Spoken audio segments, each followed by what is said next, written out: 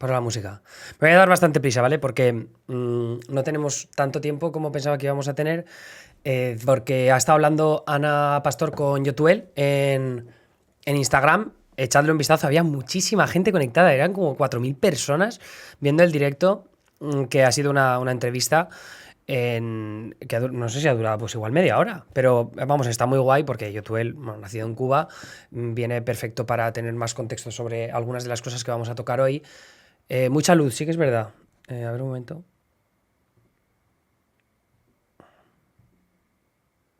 Apañado.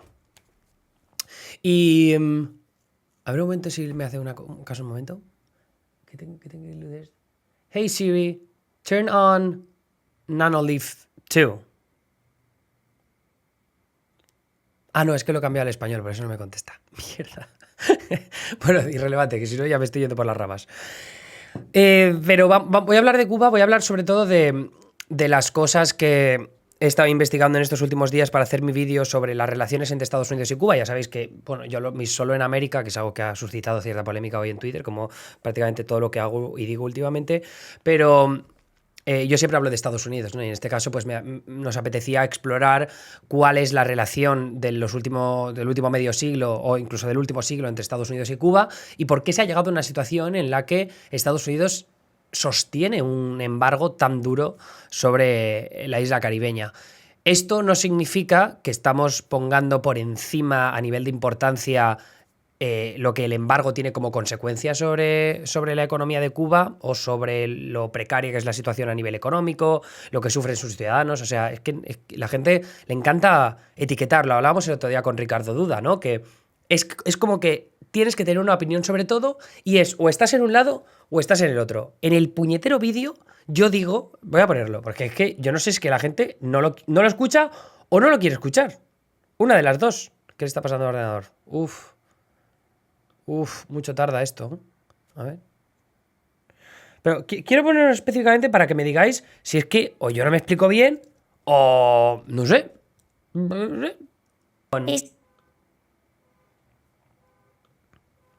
Vamos a ver.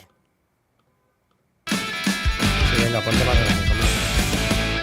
En este vídeo quiero dejar de lado el análisis estructural o político de Cuba para centrarme en un solo asunto: las relaciones entre Estados Unidos y Cuba. Y lo aviso con antelación para que luego la peña no empiece con... Es que no has hablado de la dictadura represiva y asesina de Cuba. Es que no has hablado de los altos índices de alfabetismo y el gran sistema sanitario que tienen en el país. Bien, pues pasemos a las páginas de la historia. Y quiero remontarme primero a finales... ¿No queda claro? ¿No queda claro? Pregunto. No sé. O sea, es que empieza así el vídeo. Y luego lo digo otra vez. Unidos a Cuba. De los 193 Estados miembros, desdibujado notablemente en los últimos... lo vuelvo a decir, hace dos. Perdido más de 130.000 millones de dólares actuales a causa del embargo. Un embargo que tacharon de injusto. El debate en torno al... Según la ONU, ¿vale? Ahora resulta que no, que la ONU tiene datos falsos que le da el gobierno. Dólares actuales a causa del embargo. Un embargo que tacharon de injusto. El debate en torno al embargo se ha desdibujado notablemente en los últimos años porque unos alegan que es solo una excusa para maquillar la patética gestión del gobierno castrista y otros defienden que el embargo es la única razón por la que Cuba está en una situación tan precaria. Como con todo, la respuesta real viaja un poco entre ambos factores.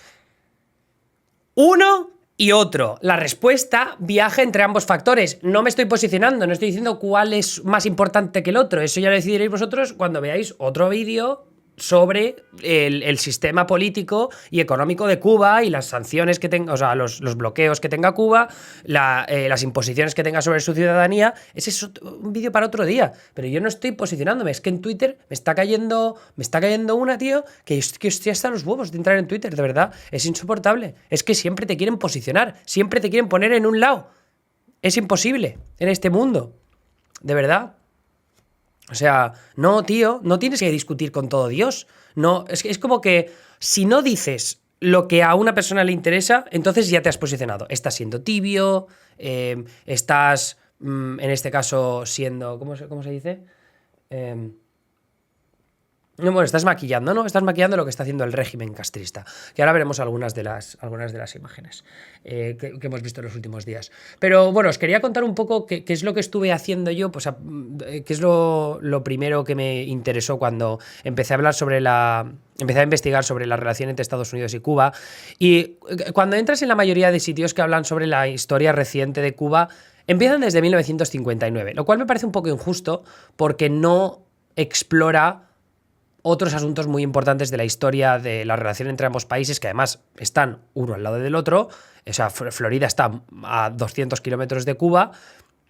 Entonces, por ejemplo, aquí es el Council of Foreign Relations, que os lo recomiendo porque tienen unos explainers, tío, brutales sobre política exterior. O sea, siempre que he estado investigando cualquier tema, ellos igual no van tan en profundidad, pero sí que hacen un análisis normalmente como muy fácil de entender, no excesivamente partidista. A veces sí que he detectado que pueden ser un poco más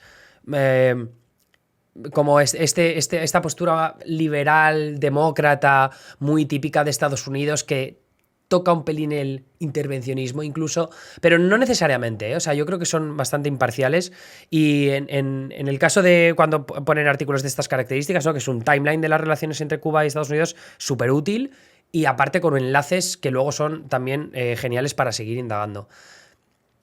Entonces, sí, os voy a pasar el enlace.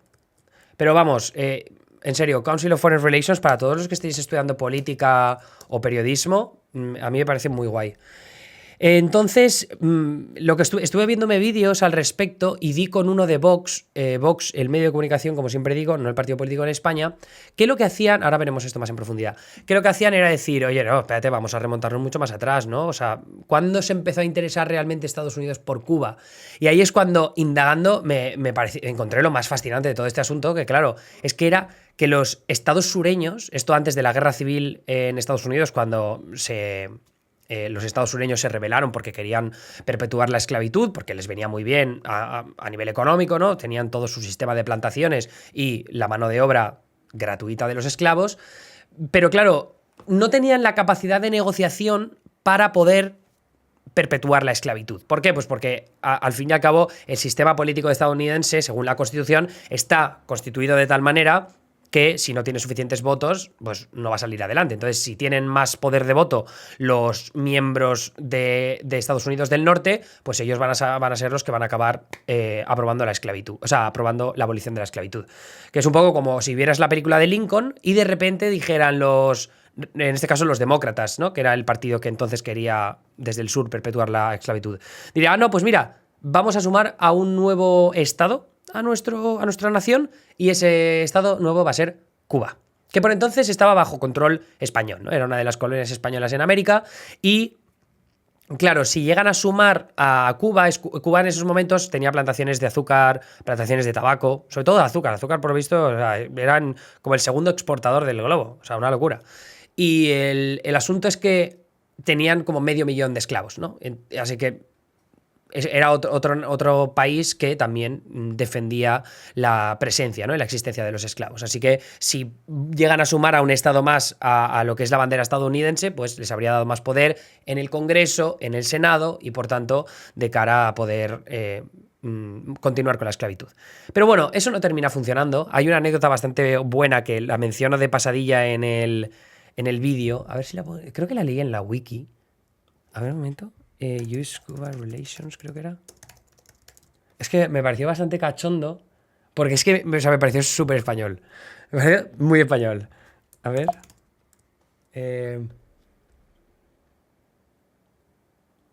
Aquí está, ya lo he encontrado. Buenísimo. Dice, el deseo de conseguir Cuba se intensificó en los 40, no solo en el contexto del manifiesto Destiny, bueno, no sé cómo se dice en español, el Manifest Destiny, pero es esta idea de que Estados Unidos tiene que tener una política expansionista. Creo que es más o menos así, tampoco me quiero meter en mucho en ello porque me gustaría investigarlo más de cara a quizá hacer un vídeo en el futuro porque es un tema bastante interesante. A mí la historia estadounidense la verdad es que me parece fascinante. Entonces dice, Cuba con 500.000 de esclavos le dará a los sureños más capacidad de negociación en el Congreso. A finales de los 40, el presidente James K. Polk envió a su ministro a España, en España, perdón, Romulus Mitchell Saunders, con la misión de ofrecer $100 millones para comprar Cuba. Saunders, sin embargo, no hablaba español. Y como el entonces secretario de Estado, James Buchanan, dijo, incluso el inglés a veces lo asesina, ¿no? Como que habla como el puto culo. Saunders era una negociación muy torpe, lo cual entretuvo y enfadó a los españoles.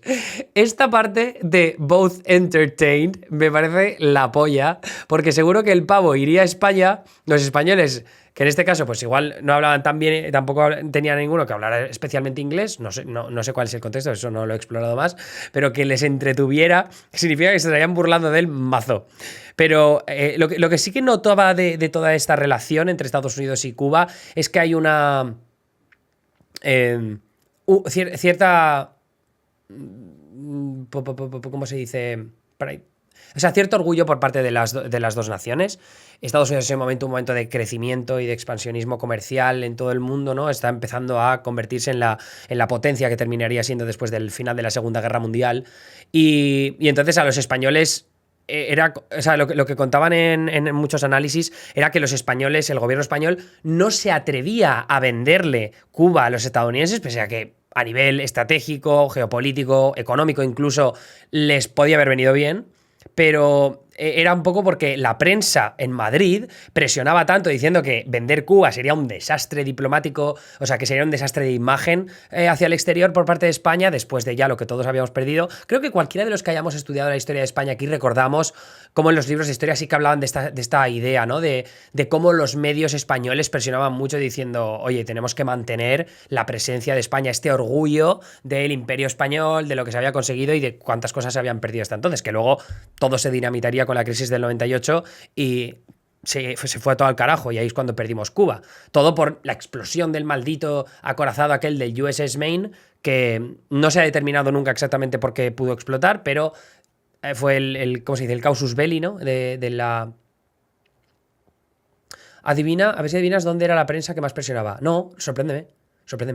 Pero el caso es ese, que explota el barco ese, empieza la guerra hispano-estadounidense-española, hispano-estadounidense, no española, no hace falta. En Barcelona, amigo, qué interesante, pues ya, eso no lo sabía. Y es cuando pues Cuba empieza a estar controlada por estadounidenses, que ahí hay una invasión militar, ¿no? Un control militar por parte de Estados Unidos, y a lo largo de los siguientes años pues defienden que Cuba se establezca como república, pero claro, siempre con una supervisión tremenda. O sea, a primeros del siglo XX lo que hacen es que Cuba firme unos tratados que dicen, o sea, el tratado es para flipar. Espérate un momento que lo tengo aquí. Lo que les hacen firmar. ¿Dónde estás? Es esta, creo.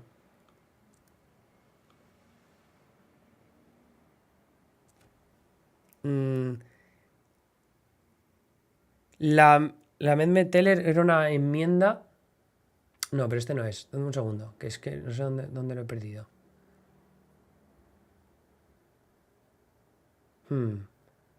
Se me ha escapado, macho, qué rabia. Lo tenía aquí abierto.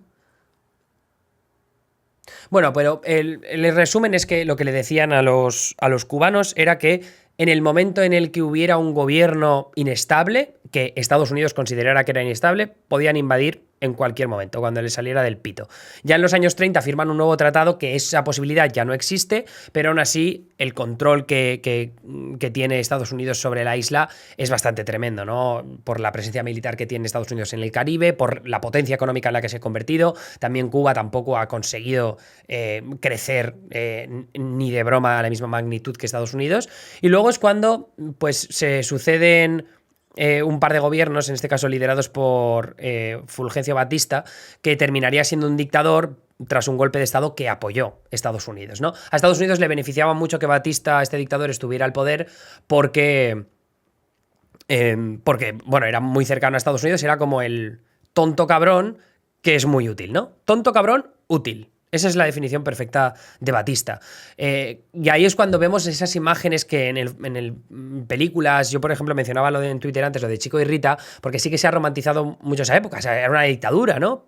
Y los estadounidenses, pues cuando iban a Habana vivían de puta madre. Luego tenías ahí las reuniones que organizaron los capos de la mafia, ¿no? Y de la Cosa Nostra y demás, que hay indicios históricos de lo que ocurrió entonces.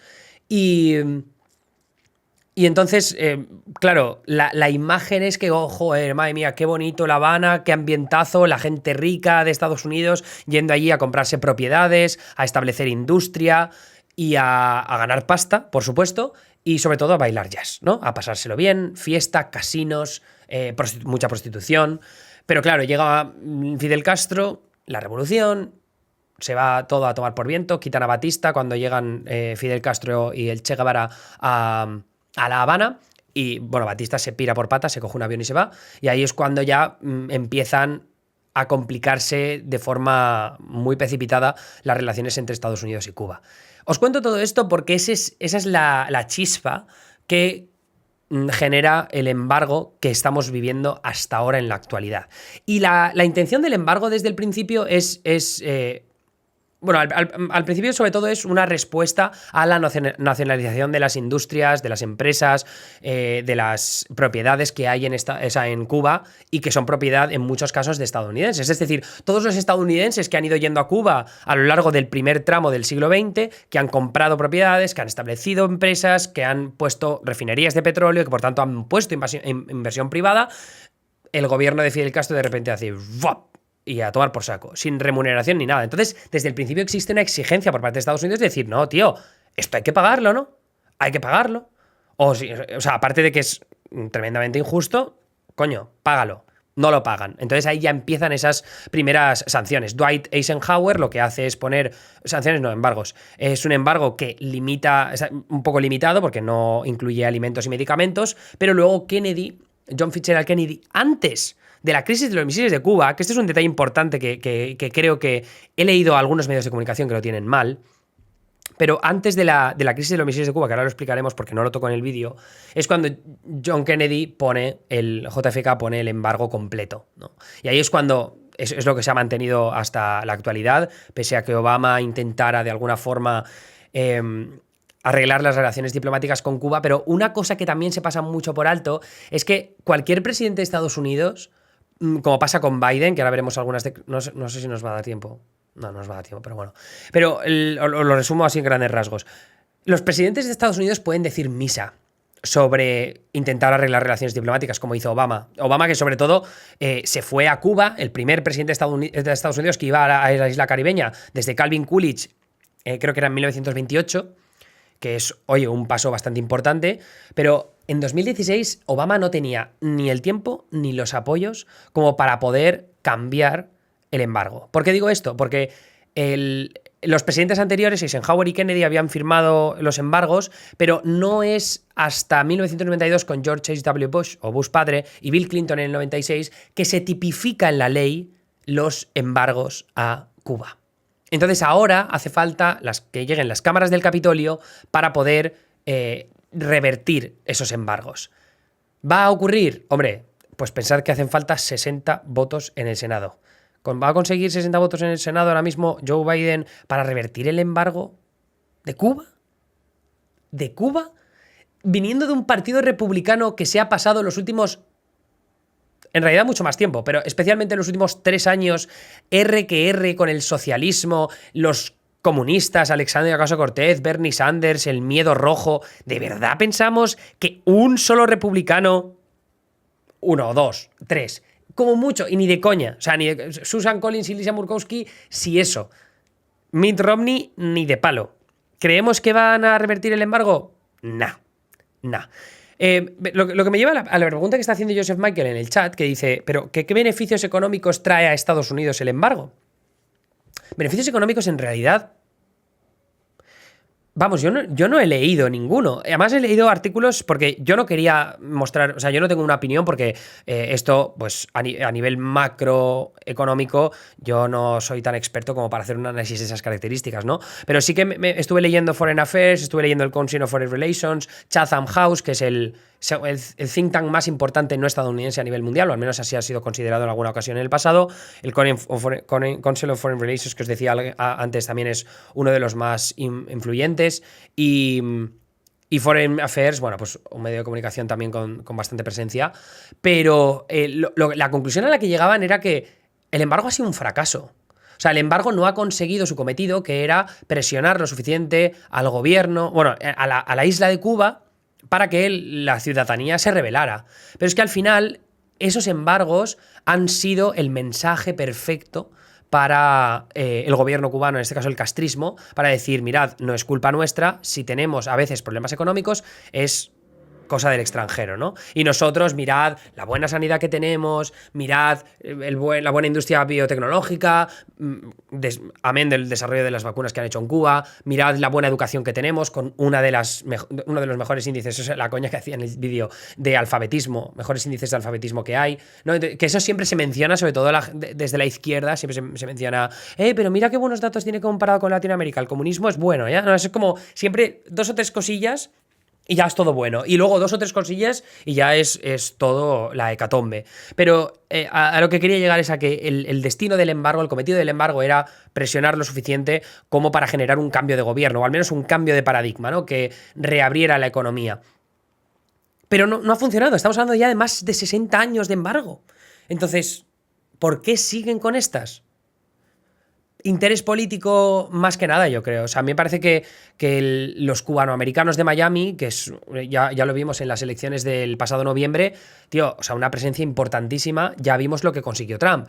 Trump durante sus 4 primeros años, ¿qué hizo? 4 primeros y últimos, salvo que gane otras elecciones en el futuro, pero ¿qué es lo que hizo? Cogió todas las cosas de Obama y a tomar por viento. ¿Y qué resultado tuvo eso para Trump? Vamos a verlo.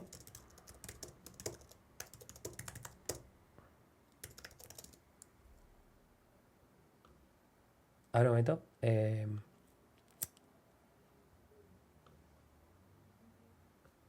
No sé si tengo aquí. Oye, ¿dónde estaba? Si estaba. ¡Ah!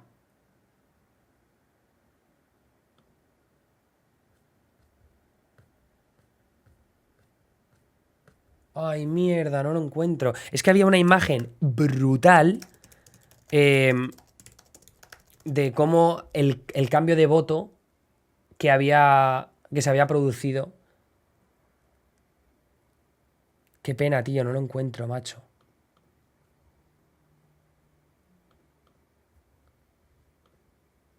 Deja de pensar un momento. ¿Dónde puede estar?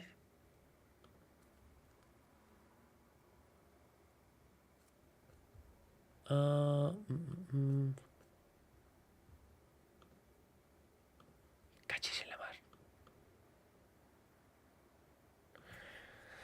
Miami.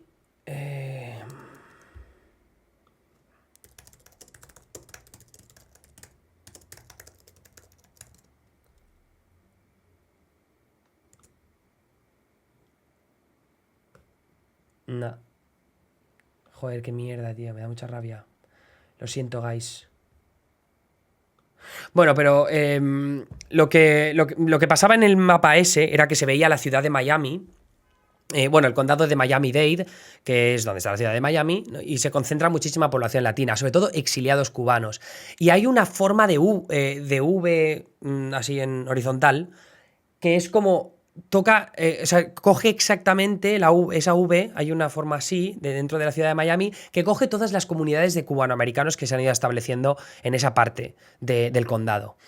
Y lo que mostraba era un viraje hacia la derecha, hacia Trump, tremendo en comparación a años previos. Ya sé cómo lo voy a enseñar. New York Times Detailed Map 2020. A ver, creo que así. Y nos vamos a Florida. A ver si funciona. Porque además aquí me hace el cambio desde 2016, ¿verdad? Sí, let's go. Aquí está. Si no me equivoco, o sea, mirad cómo la ciudad de Miami se vuelca hacia la derecha en 2020, ¿vale? Estos son los puntos de diferencia entre 2016 y 2020 que se producen en la ciudad, bueno, en el condado de Miami-Dade. Y si no me equivoco, las zonas cubanas son estas. Esta V que hay así. Y es todo, o sea, locura. Más 23, más 13, más 28, más 36, más 34, más 40, más 38, todo así.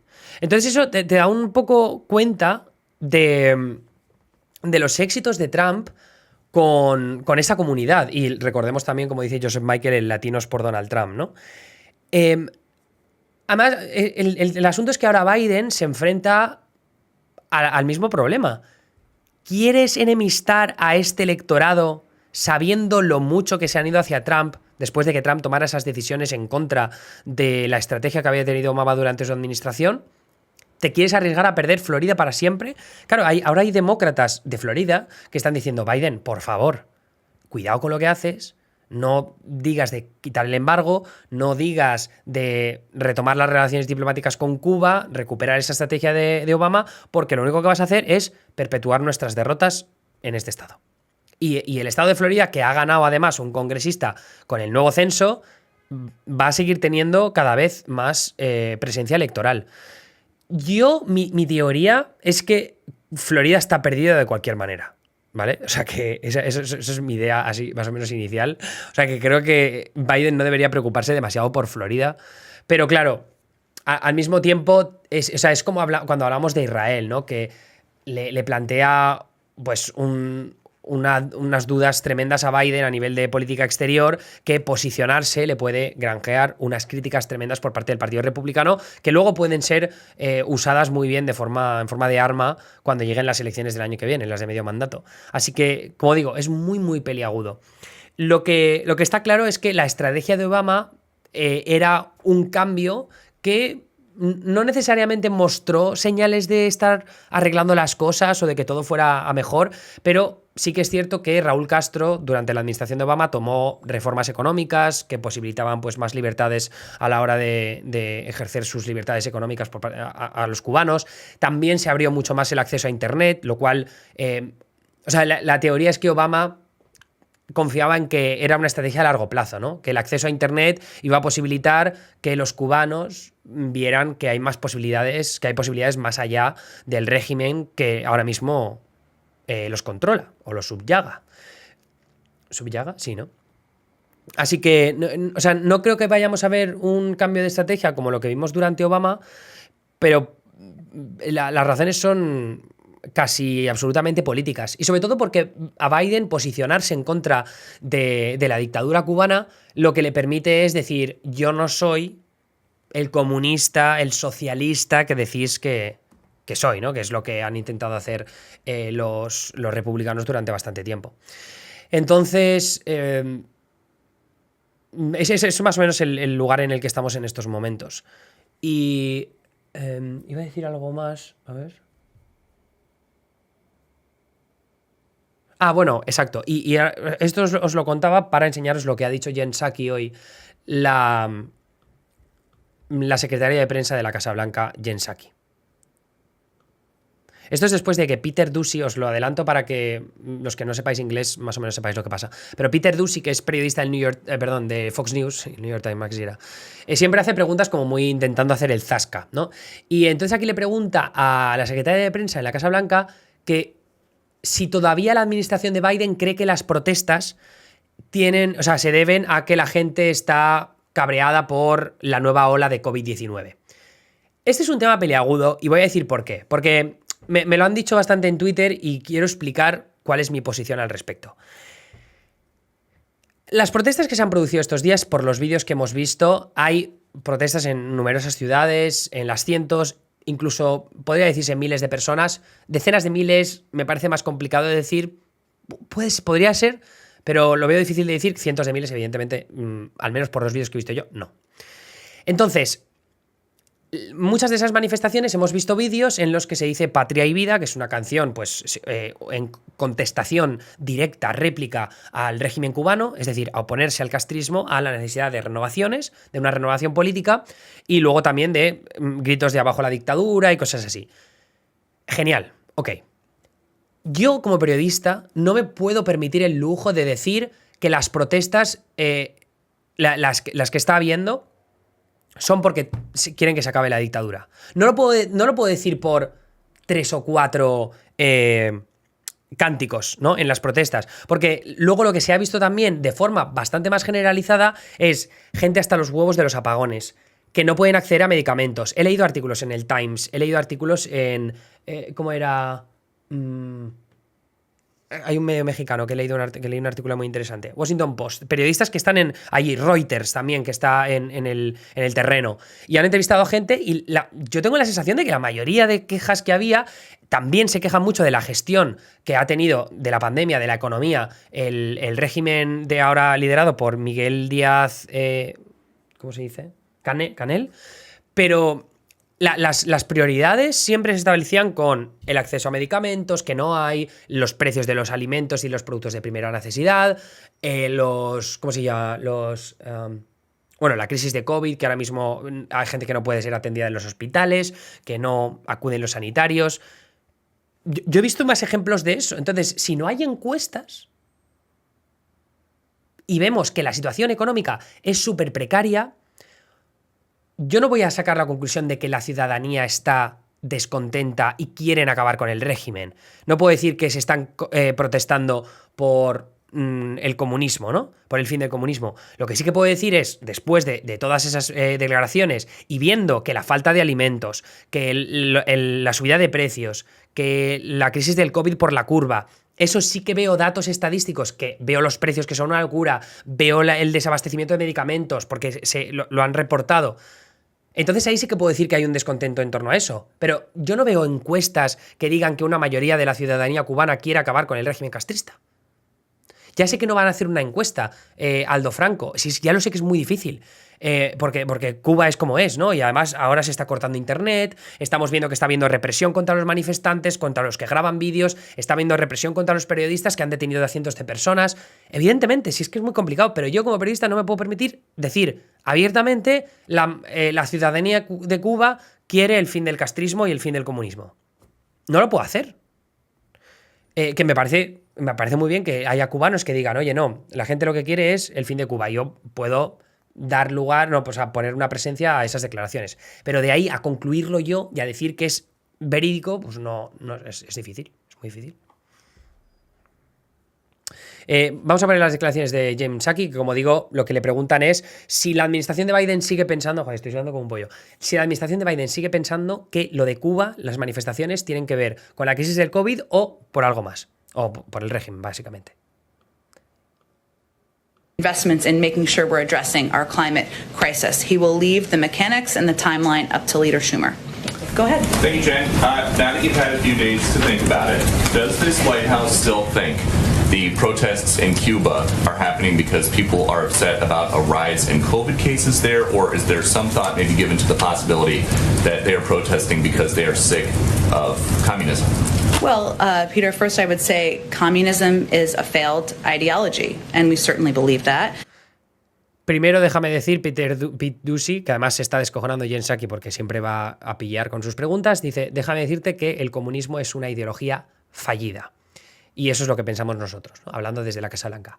Importante, una cosa que para los que sois periodistas, trabajáis en el mundo de la comunicación, es flipante cómo Jen Psaki, que puede tergiversar, a veces incluso me atrevería a decir que mentir, pero la tía va preparada. Es acojonante cómo siempre tiene las respuestas preparadas. Ahora mismo está leyendo, porque esta respuesta la tenía preparada. Sabía exactamente lo que le iban a preguntar. Y es que esto lo he visto decenas de veces en sus declaraciones. Es tremendo, tío. It has failed the people of Cuba. They deserve freedom. They deserve El comunismo ha fallado a la gente de Cuba. La gente de Cuba se merece la a libertad. government that supports them, Se whether merece un that gobierno que is les apoye. making sure they have health and medical supplies.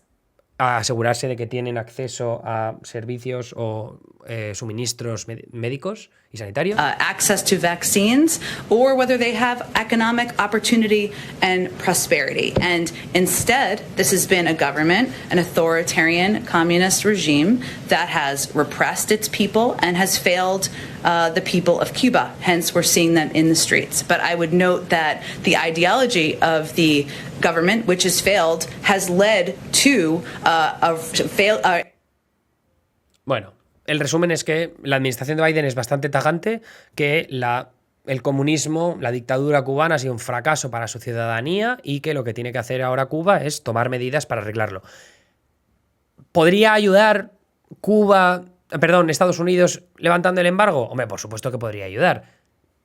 De todas maneras, Cuba no es que no tenga a su disposición formas de ayudar a sus ciudadanos, pero claro, falta ver, porque ahora, por ejemplo, han quitado unas limitaciones de las cosas que podían traer, me parece que es algo así, las cosas que podían traer aquellos que estén visitando Cuba a nivel de productos de primera necesidad, de medicamentos y demás, porque había limitaciones en eso y era como, o sea, qué absurdo, ¿por qué vas a poner limitaciones en eso? Es como que, no, Cuba no necesita ayuda, no vamos a dejar que la gente traiga estas cosas.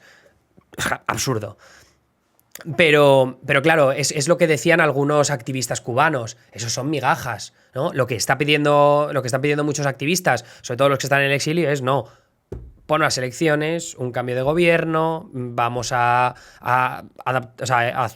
tomar una vía hacia la democracia porque es la única forma con la que se va a levantar el embargo, que lo neguemos o no lo neguemos, es uno de los pilares más importantes para entender el fracaso económico de Cuba. No estoy diciendo que sea el más importante, pero sí que es uno de los que hay que hablar siempre que se habla de Cuba, por mucho que a la gente no le guste. Entonces, eso ahí, por eso yo he querido hablar de ello, porque Estados Unidos tiene un papel primordial en este asunto. Si el problema es la lucha contra el comunismo, ¿por qué Estados Unidos no ejerce esa presión con China? Bueno, pues porque no se lo puede permitir.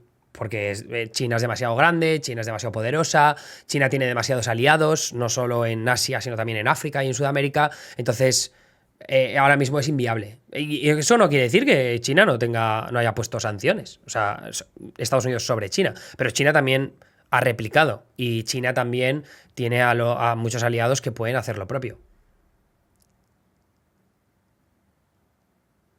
Según el punky camionero Podemita, si tienes un móvil y vives en un Cuba, eres un rico y no deberías quejarte. El punky camionero Podemita, que soy yo. Espero que no, porque creo que si se saca conclusión sobre mí que he llegado a eso, ok. En fin. Y a ver, un momento, que había visto alguna cosa más interesante. Me tengo que ir ya, me tengo que ir pitando, de hecho, pero...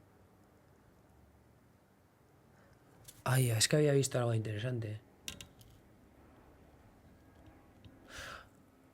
Una pregunta. ¿Realmente creéis que se le ha dado la misma cobertura al conflicto que hay ahora en Cuba a lo que pasó hace un par de meses en Colombia? Yo solo digo que sobre Colombia... no hice vídeo porque tampoco tenía... Yo hablo de Estados Unidos y en ese caso pues no había... tanta relevancia en el papel que podía tener Estados Unidos en ello. Aquí el embargo sí que cobra un cariz de actualidad más importante, pero Colombia hicimos varios streams sobre ello. He seguido hablando, de hecho, yo con el paso del tiempo, y hicimos la entrevista a Jorge Galindo. O sea que, bueno, decir que no se le da importancia... Es que lo leí ayer en Twitter y me parecía absurdo, la verdad. Vale.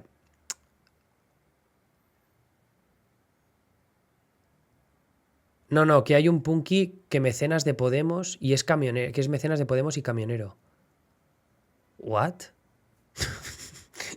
Emilio, en Cuba hay muchos problemas internos. El primero es la enorme cantidad de dinero negro que circulaba y que al eliminar esa moneda se ha quedado parado. Bueno, sí que eso es una de las reformas que ha tomado el gobierno de Díaz-Canel, creo que ha sido muy criticada, esta idea de juntar las dos monedas, ¿no?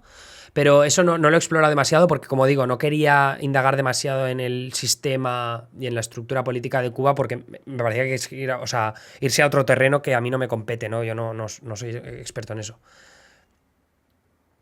Vale, pues eso es todo por mi parte. Me tengo que ir porque tengo que terminar la maleta, me voy corriendo al aeropuerto. Son las... O sea, no, es que voy tardísimo. Así que nada, este es el último stream de Neutral hasta septiembre. ¡Wow! ¡Wow! wow. Pero me llevo mi ordenador a España, no el grande, el otro. Espero poder hacer streams en mi canal, todo lo que me sea posible, también intentando desconectar un poco. Pero nada, estaré por Españita. Ya si organizo alguna movida os avisaré porque voy a estar 2 meses, o sea que es mucho tiempo para hacer cosas. Y nada, eso es todo por mi parte. Gracias a todos por pasaros por el stream. Gracias de Happy Mallorquín. Y que vaya muy bien el fin de semana, ¿vale? Un besito. Adiós. Bye. Bye, bye, bye, bye. Bye, bye, bye, bye, bye, bye, bye. Bye, bye, bye, bye, bye.